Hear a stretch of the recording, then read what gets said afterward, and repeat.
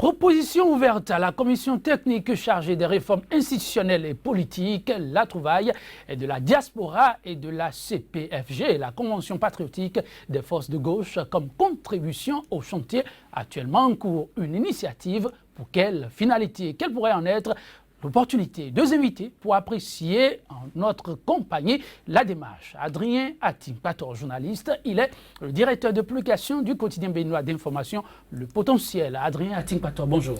Bonjour Joël Tondi, amis auditeurs, amis téléspectateurs, téléspectatrices de Sika TV, bonjour à vous. Et merci de répondre à notre invitation. C'est moi qui vous remercie. En face de lui, comme vous le voyez, Laurent Delors-Faton, spécialiste en communication politique, nous aider à égrener les méandres de quelques-unes des propositions. Laurent Delors-Faton, bonjour. Bonjour monsieur le journaliste et bonjour chers auditeurs et téléspectateurs. 30 membres pour conduire la fameuse commission technique chargée des réformes institutionnelles et politiques. Faute d'y adhérer, certaines composantes de la société ont trouvé la formule ingénieuse de propositions ouvertes à la dite commission. Et ça est là une série de propositions aussi bien à l'endroit de l'exécutif, du législatif, que des intérêts des populations, donc le volet social également pris en compte. Laurent Delors-Faton, quelle lecture faites-vous d'une telle initiative? Je pense que les Béninois veulent montrer au président Patrice Talon qu'il y a de la compétence au Bénin. Et si des gens commencent par lui écrire des lettres ouvertes, ça veut dire que les gens veulent lui faire comprendre qu'ils sont quand même capables de réfléchir et de lui accoucher des choses par rapport à ce qu'il propose au peuple béninois. Et si par le passé il a dit, c'est un constat qu'il y a un délai de compétence au Bénin, ou bien comme un délai de compétence au Bénin, c'est comme si les gens veulent lui répondre pour dire qu'ils ont de la compétence et ils veulent lui prouver à travers les écrits, à travers des propositions concrètes qui peuvent apporter eux-mêmes quand même leur contribution à ce qu'ils proposent. Et j'en suis fier. Je suis fier de sentir qu'on n'est pas resté seulement dans des bavardages inutiles, mais que les gens sont allés au concret et ont accouché des choses sur lesquelles éventuellement on pourra débattre. Forcément, on y reviendra. Adrien Atim-Pator, la lecture que le potentiel fait de cette démarche, de cette initiative. Non mais vous pensez, on dit souvent que plusieurs mauvaises têtes vaut mieux que la tête d'un seul expert. Les compétences, et je crois, on en a dans le pays. La seule chose, c'est que tout le monde ne peut pas faire partie de cette commission qui a été créée, voulue et créée par le président Patrice Talon. Il a dit pendant la campagne électorale, il s'est dit dans son projet de société qu'il fera des réformes institutionnelles et politiques. C'est ce qu'il a essayé de faire. Et puisque tout le monde ne peut pas faire partie de cette commission, c'est pour ça que certains ont décidé d'envoyer des courriers à la commission Djokbenou pour qu'on puisse intégrer leurs propositions dans le travail au final qui sera fait. Mais il y a aussi plusieurs autres structures qui ont envoyé des propositions sans tambour ni trompette, sans forcément communiquer autour de ça. Je connais plusieurs structures qui ont envoyé des propositions ou plusieurs personnalités. Encore que j'ai échangé avec un membre de cette commission hier nuit, il faut retenir quelque chose. Et vous savez, tous ceux qui composent aujourd'hui, ils sont plutôt 35 au lieu de 30. Ceux qui composent cette commission, c'est quand même de grandes personnalités. Et quand vous voyez, c'est des anciens ministres, c'est des anciens députés, et ils savent de quoi s'ouvrent les institutions de notre pays, de quoi s'ouvre véritablement notre pays. Donc il y a plusieurs propositions déjà que certains membres de cette commission ont intégrées et que les gens ont envoyées. Toutefois, il y a un adage qui est dit chez nous, plusieurs morceaux de viande. De viande ne gâte pas la sauce, et tant mieux. L'essentiel est que nous ayons un travail parfait et bien et qui sera apprécié du peuple béninois. Et comme notre démocratie est un exemple partout dans le monde, c'est aujourd'hui l'unique industrie que nous vendons à l'étranger et que nos démocraties continuent d'être l'exemple à suivre. Oui, trop de viande dans la sauce ne gâte pas la sauce. La diaspora, elle n'y va pas de même hôte. Elle s'est inspirée un peu des tollés observés lors de la dernière présidentielle. Elle recommande que tout candidat aux élections politiques démissionne de son poste politique ou au sein d'un établissement à caractère public au moins 6 mois avant la date des élections, sauf pour une personne candidate à sa propre succession. Laurent, comment appréciez-vous cette initiative? Une proposition apparemment réaliste. Mais dans le fait, dans le concret, il y a comme une injustice. S'il y a un candidat qui a sa propre succession, qui doit rester au poste et participer aux élections, et les autres doivent démissionner, je vois qu'il y a des équilibres. Je ne comprends pas, parce qu'un chef d'État qui est au pouvoir, il a toujours les prérogatives du pouvoir. Il dispose de l'arsenal d'État pour faire la campagne. Et on demande à un simple maire qui aspire à être président de la République de démissionner de son poste de mairie. 6 mois avant, je ne vois pas, je vois pas l'impact que ça aura réellement sur les enjeux de l'élection.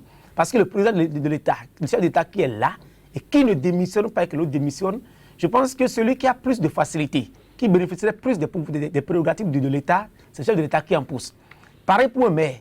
Si le maire ne démissionne pas et qu'on demande simplement à un kidam de démissionner, alors que le maire reste encore au pouvoir et qu'il dispose des patrimoines, des attributs du pouvoir, et que le reste, je pense qu'il y a un déséquilibre.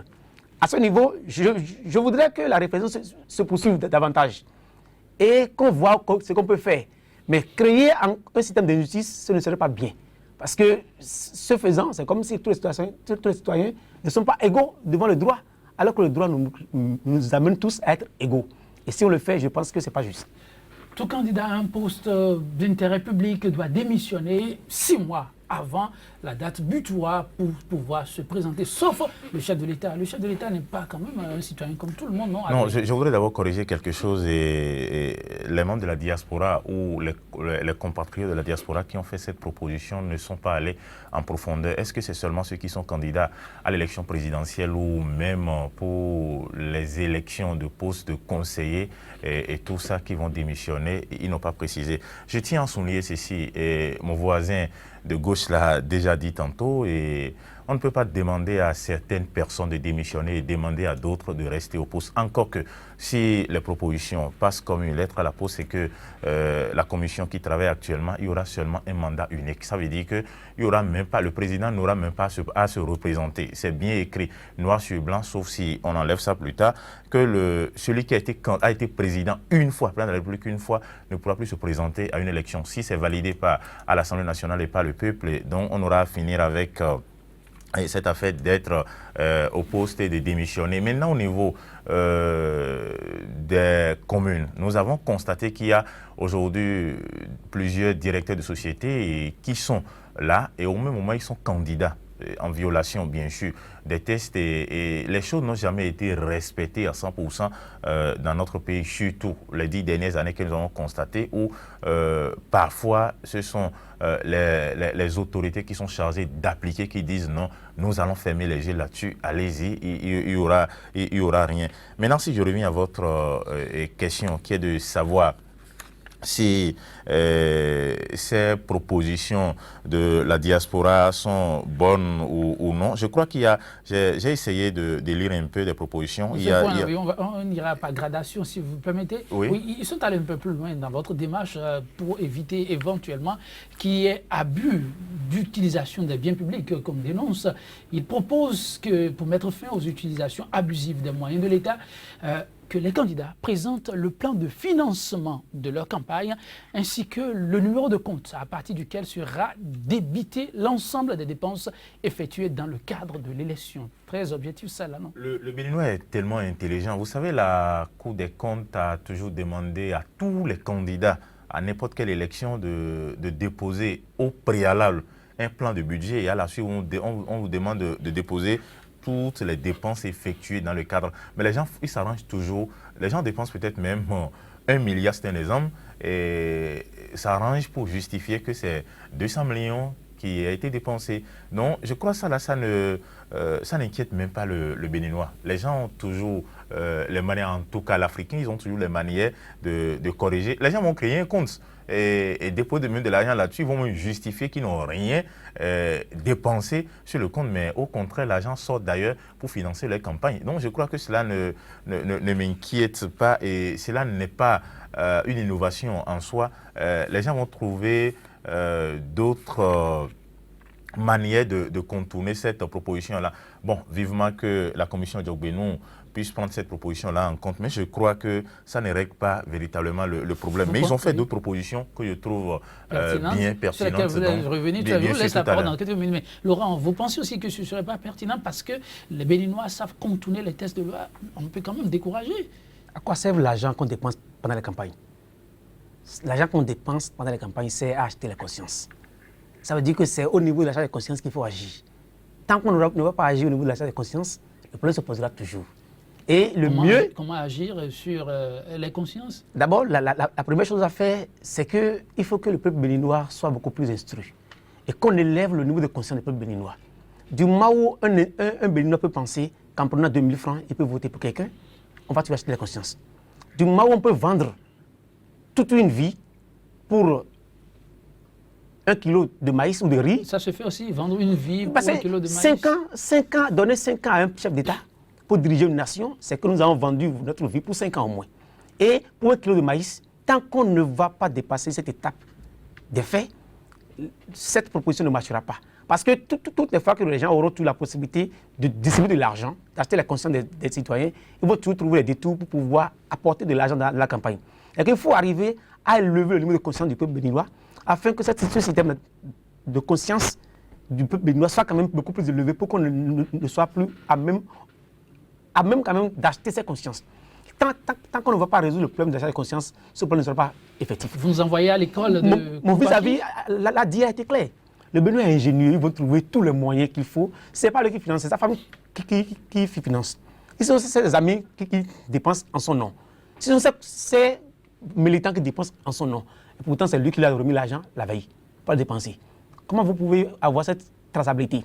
Mais tant que ceux qui vont prendre les sous ne sont pas disponibles à prendre les sous, qui vont prendre les sous et ne voteront pas pour ces candidats, nous verrons que ce système va disparaître de lui-même. Et que le problème se situera à ce niveau. Et c'est pour ça qu'il faut qu'on œuvre beaucoup plus pour l'instruction du peuple béninois. Il faut qu'on instruise le peuple béninois et qu'on œuvre aussi pour que le peuple béninois connaisse un niveau de développement élevé. C'est la précarité, la pauvreté à l'extrême qui fait que les gens qui n'ont pas mangé durant peut-être une semaine, ils trouvent pas de tout de meeting 2000 francs. Ils prennent ça et disent, j'ai pris ma part. Je peux au moins faire la sauce pour ma famille durant 2 jours. Et ce faisant, ils prennent le politicien qui est venu leur distribuer les 2000 francs comme un dieu. Et dans les urnes, on le vote. Mais si l'individu vient, il partage ces 10 000 francs à tout le monde et que personne ne le vote, l'année prochaine, il ne viendra pas le faire. Et ainsi de suite, ce système d'achat de conscience va disparaître. Et cette immixtion de l'argent, trop forte immixtion de l'argent dans la politique pourra disparaître à terme. Je ne pense pas que ça puisse se faire du jour au lendemain. C'est un processus qui comptera son chemin, mais il faut qu'on commence par aller dans ce sens. Adrien Tipato, il va falloir compter sur l'éducation, l'instruction du grand nombre pour espérer endiguer le mal.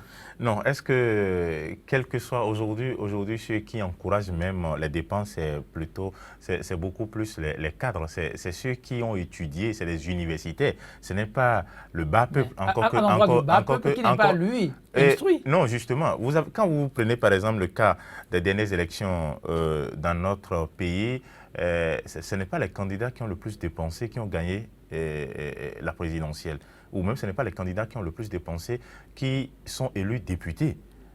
Par conséquent, le peuple, tout doucement, fait dire la différence qui est entre le bien, le bon, le vrai et le mal.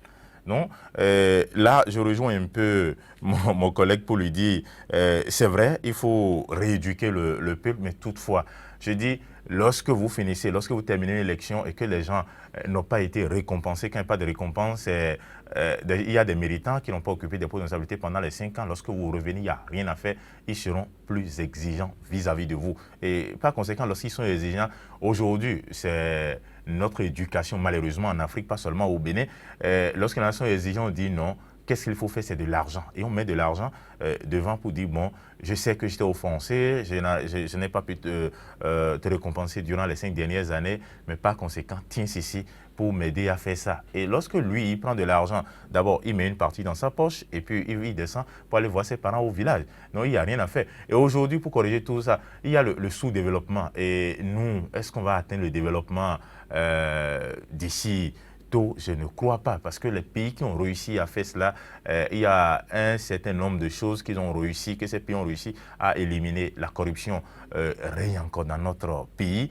Et vous n'êtes pas sans savoir, lorsque vous avez même une petite facture de 10 000 francs quelque part, dans l'administration, on cherche à vous prendre 10% là-dessus. Lorsque ces pratiques continuent dans l'administration, ça ne peut jamais terminer et par contre, ça va être difficile d'appliquer à 100%. C'est pour ça que j'ai parlé tout à l'heure d'ingéniosité des Béninois. Et lorsqu'on vote une loi, on trouve toujours le pour et parfois, même ce sont ceux qui ont œuvrer. Ceux qui ont voté cette loi, qui disent non, attention, nous avons laissé des failles dans la loi, vous contournez de cette façon et vous allez atteindre le résultat escompté. Ça va être très compliqué, à moins que nous avons un chef d'État un peu comme l'ancien président ghanéen, Gloris, qui décide d'être impopulaire, mais pour faire des réformes très dures. Si on arrive à faire ça, ça va être faire la volonté du peuple contre sa volonté. Et tout ira pour le mieux. Mais si on est là encore à caresser et on trouve qu'on a un beau-parent quelque part, il a mal fait, on ne doit pas en parler, ou c'est un frère qui a mal géré, il faut le laisser. On ne pourra pas s'en sortir. On ne pourra pas s'en sortir. Vous voyez si on décide véritablement de sévir et que vous avez un proche, même si c'est votre épouse, vous constatez qu'elle a volé, paf, vous l'envoyez en prison. Et que les juges font aussi leur travail, je sais qu'il y en a, ils sont nombreux à être très très bien et qui rendent des décisions bonnes, appréciées de tous, et que ces juges condamnent ceux qui commettent des malversations, il n'y a rien à faire. Les gens auront peur et diront désormais attention, je ne dois pas aller sur ces terrains au risque de se faire condamner. Et puisque la liberté et la santé sont tellement importantes pour nous, personne ne veut se faire priver de sa liberté.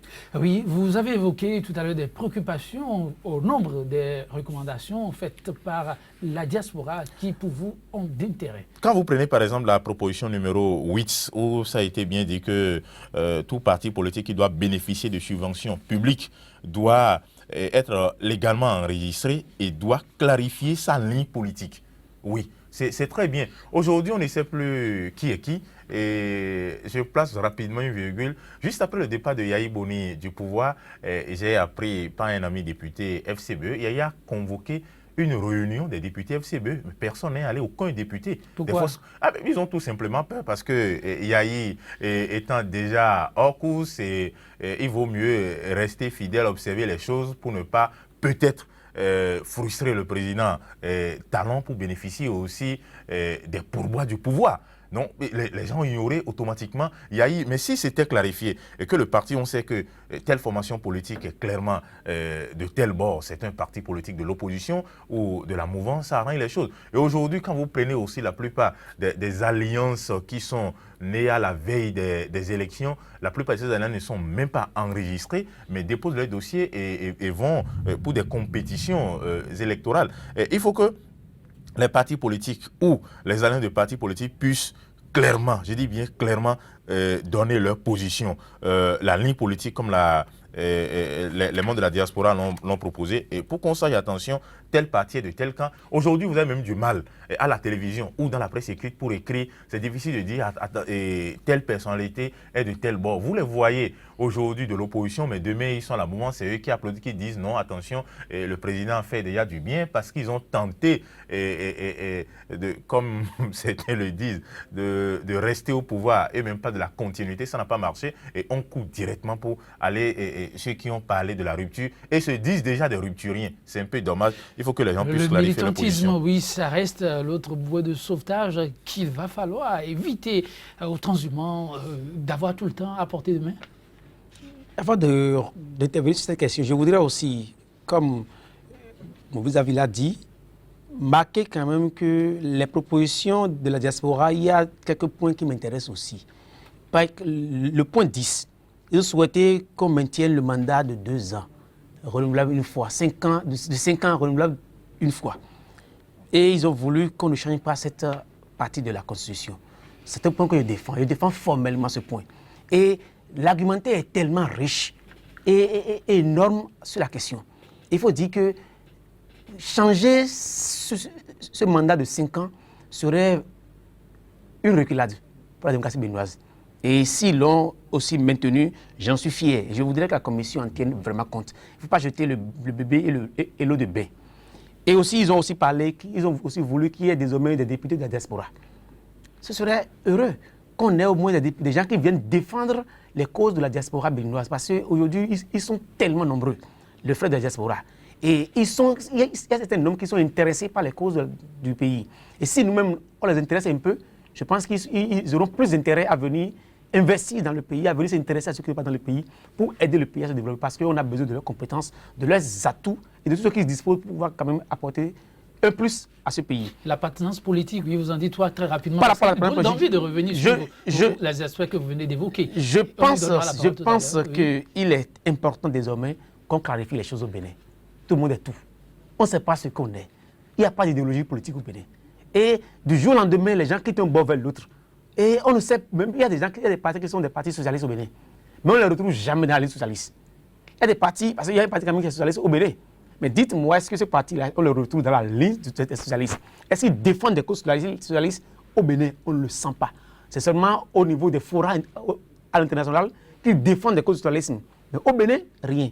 Il serait quand même désormais préférable qu'on sente que des gens appartiennent à des idéologies. Et qu'on les retrouve à travers ces idéologies, ça va beaucoup plus animer la vie politique béninoise. Ça nous aidera davantage. Je pense qu'à ce niveau, je partage entièrement le point de vue de la diaspora aussi. Avant d'évoluer avec la diaspora, et pourquoi pas la CPFG, oui, Adrien, vous avez souri tout à l'heure. Deux choses rapidement. Les socialistes qui sont au Bénin défendent les causes socialistes. Parce que vous ne suivez peut-être pas l'actualité à leur niveau. Je sais que le parti des socialistes qu'on connaît beaucoup plus au Bénin ici, c'est le PSD du président Emmanuel Golou.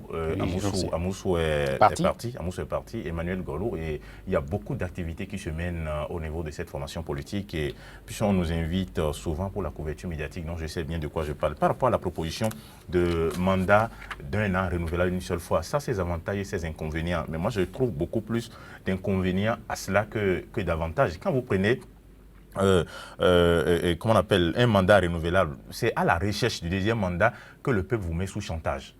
Le peuple vous met sous chantage, on vous dit attention, si vous ne nommez pas tel parent ou tel parce que telle personne a volé, vous l'emprisonnez, vous n'aurez pas le soutien de telle localité pour votre réélection. Et lorsqu'on dit ça, tout de suite, automatiquement, le politique ou le président qui aspire à rempiler, automatiquement, il a peur, il se dit attention, tel leader de telle localité a vraiment détourné tel milliard ou telle centaine de millions dans telle société. Mais s'il emprisonne, effectivement, les populations de telle localité à qui il donne beaucoup d'argent ne vont plus me suivre. Et automatiquement, il a peur, ça encourage même l'impunité. Moi, je souhaite, et ça, je préfère, et si la commission peut en tenir compte, ce serait tant mieux, que ce soit un mandat unique. Lorsque vous savez que vous avez un mandat unique à faire, vous frappez sans état d'âme.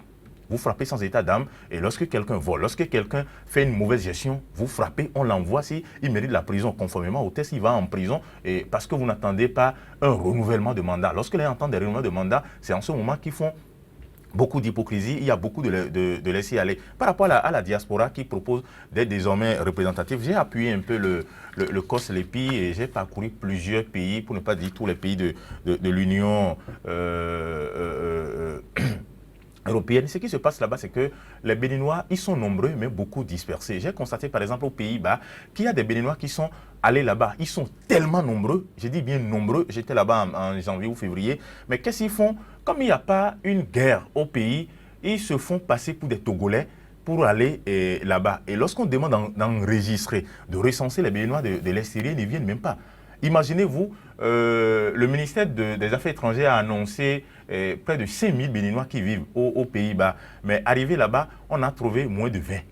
On a trouvé moins de 20. Ceux qui sont régulièrement enregistrés. Ceux qui sont régulièrement enregistrés au niveau de l'ambassade, on a trouvé moins de 20. Et pendant ce temps aussi, quand vous prenez les pays de l'Europe, c'est de grands pays. Et les Béninois, il y en a qui doivent quitter, par exemple, Malanville pour venir voter ici. Et c'est des gens qui n'ont pas du tout une très bonne situation. Quand vous prenez 100 Béninois qui sont à l'étranger et qui se disent on est à l'extérieur, sur 100, à peine 5 vivent bien et ont une situation normale. Ça lien avec le vote. Non, bien sûr. Le lien ici, c'est quoi? Lorsqu'on demande aux gens de voter et que vous allez quitter, par exemple, je prends un pays comme la Belgique où vous devez quitter, je ne sais pas, loin, quelque part de 300 km pour venir voter. À Bruxelles, les gens trouvent déjà que c'est trop loin. Oui, mais je viens, ils ne pourront pas. Non, quelle technologie? Aujourd'hui, notre technologie n'a pas encore évolué. Notre système de vote, aujourd'hui, n'a pas encore changé. Il faut se déplacer. Il faut se déplacer pour aller voter. On n'a pas encore le vote électronique ici encore dans notre pays et je ne sais pas quand est-ce que cela viendra parce qu'on n'a pas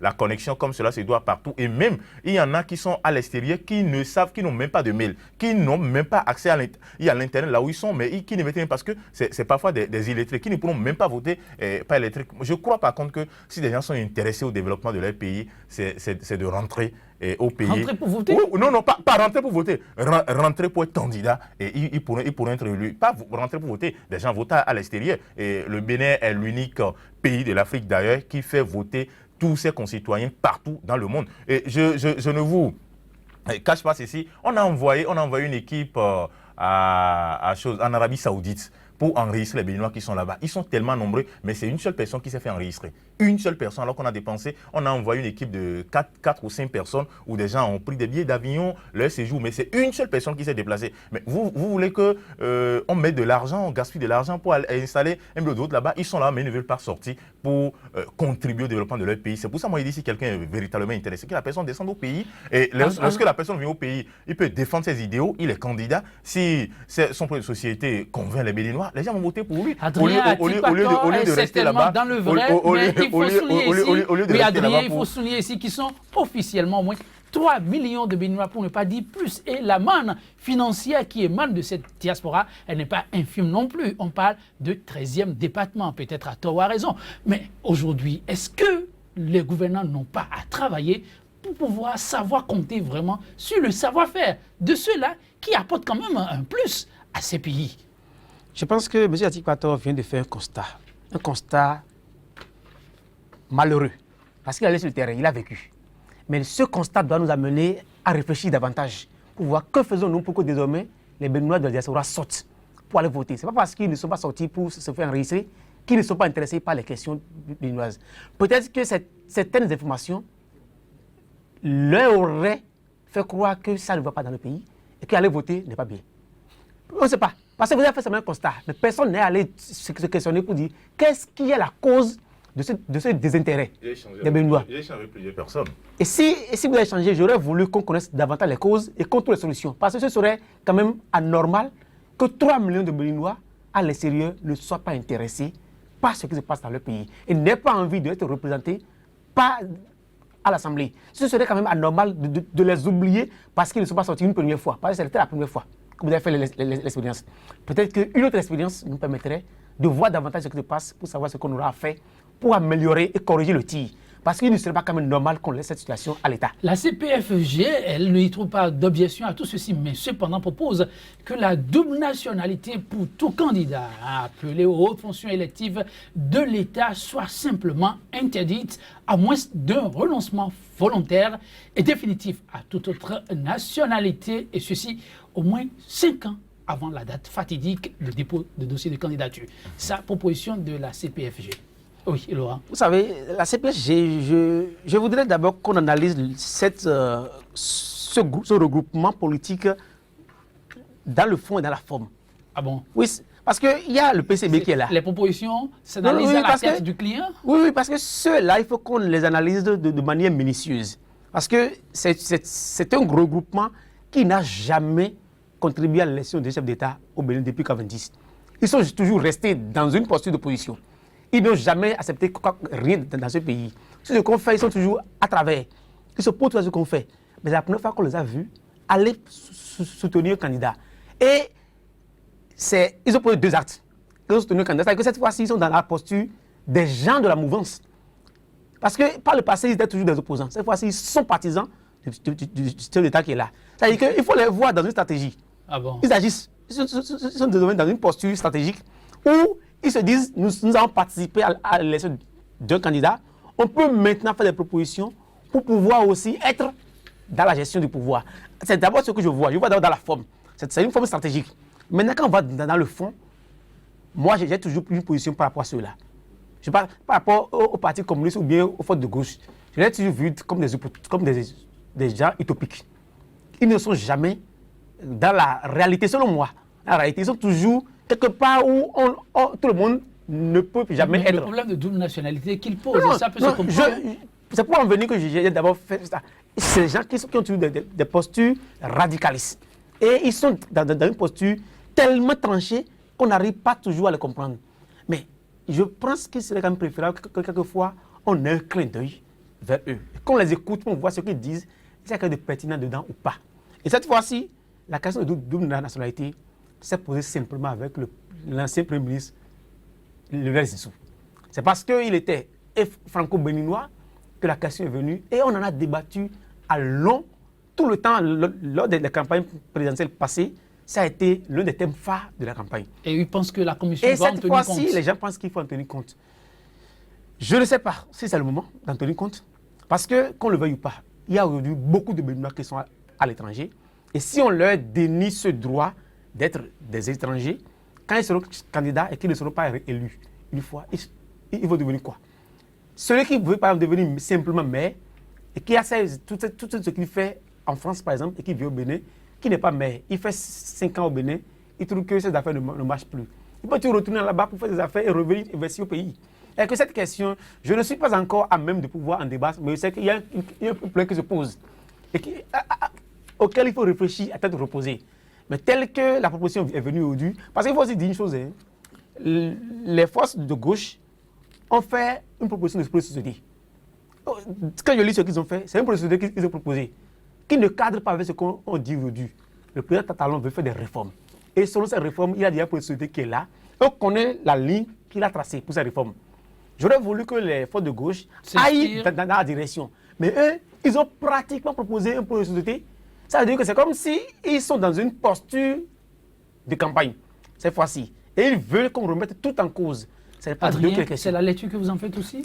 Naturellement. Et vous savez, c'est très compliqué de demander aux gens de renoncer à leur nationalité.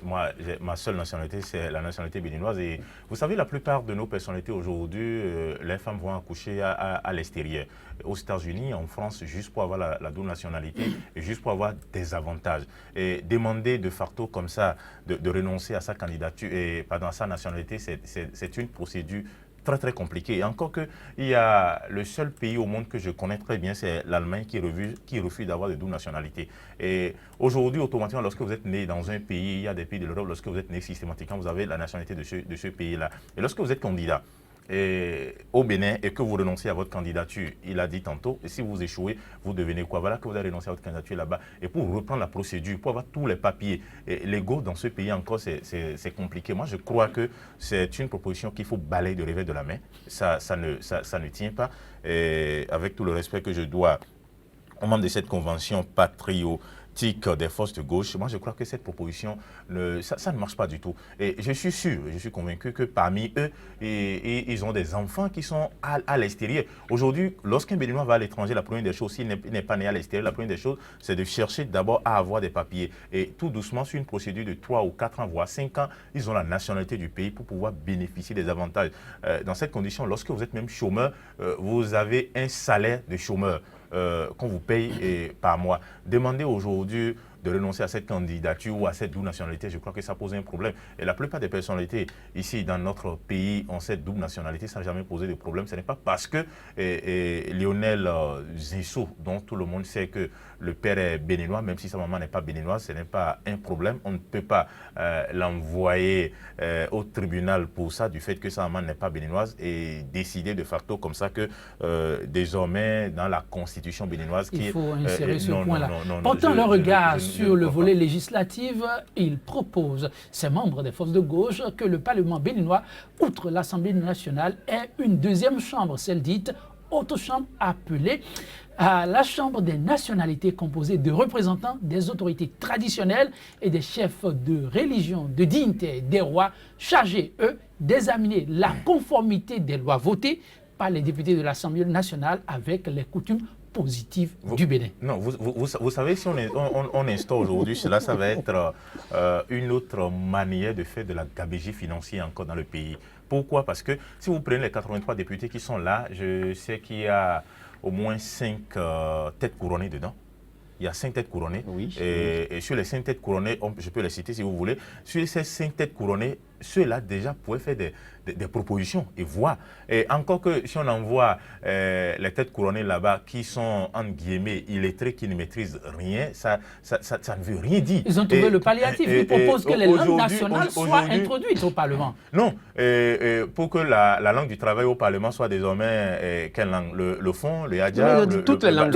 Ils proposent toutes les langues. Non, ce n'est pas possible. On a plusieurs langues au Bénin ici. On ne peut pas décider que le Parlement, que les députés au Parlement parlent toutes ces langues-là. Soit on choisit une ou deux langues en dehors du français, qui sera désormais notre langue nationale pour permettre au bas peuple de savoir ce qui se passe, mais décider de facto. Vous savez, il y a même des gens au Parlement qui parlent en dehors du français, mais uniquement leur langue.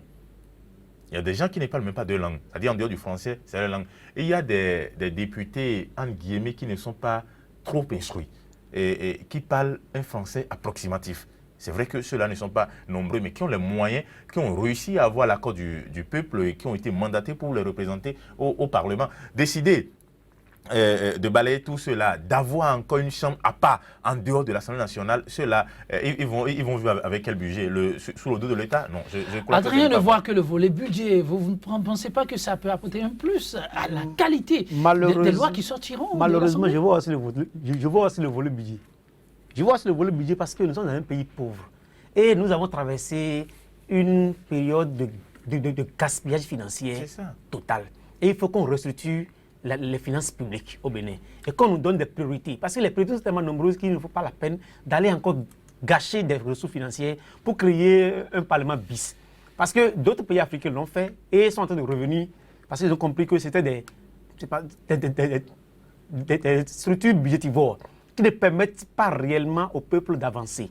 Je pense que si ces réformes pouvaient nous aider à faire des économies à l'État pour permettre d'investir dans la santé, dans l'eau, dans l'électricité, je préfère. Mais si c'est qu'il faut encore gangréner une structure sur ce qui existe déjà, c'est à bannir. C'est à bannir. Laurent Faton, si vous devez dire votre mot de fin pour ce numéro de 100% Bénin, que direz-vous très rapidement par rapport à ces propositions? Je demanderai quand même à ce que la commission écoute, accepte toutes les propositions que les gens lui font, les étudie et essaie de dégager ce qui pourra nous aider afin que le Bénin puisse avoir une nouvelle constitution qui dure longtemps et nous aide à devenir encore une autre référence en Afrique.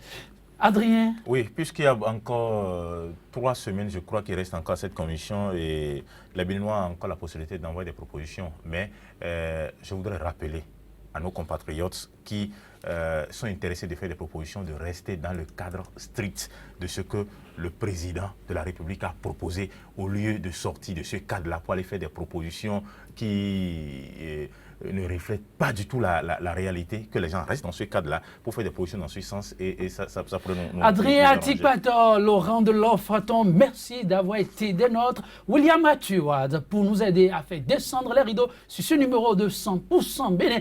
Le pessimiste se plaint du vent. L'optimiste espère qu'il va changer le vent. Donc, le réaliste ajuste ses voiles. Réussir ou échouer, tout réside dans le choix de vie opéré.